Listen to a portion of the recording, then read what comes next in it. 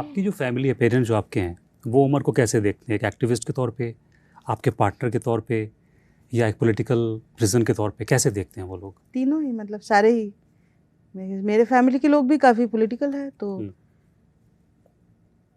They really look up to him as an activist who is fighting in this present system. कभी उनसे कोई pressure तो नहीं हुआ कि मतलब अभी तो वो चल रहा है एक part, you also look after your life, ऐसा कोई प्रेशर?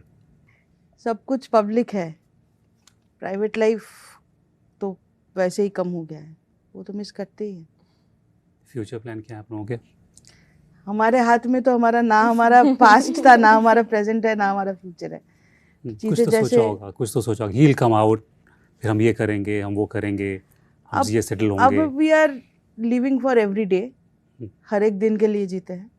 एक दिन सुबह उठ के उस दिन को काटना है, फिर अगले दिन के बारे में सोचते हैं। लंबे टाइप से कुछ सोच नहीं रहे, सोचने की जगह में नहीं है।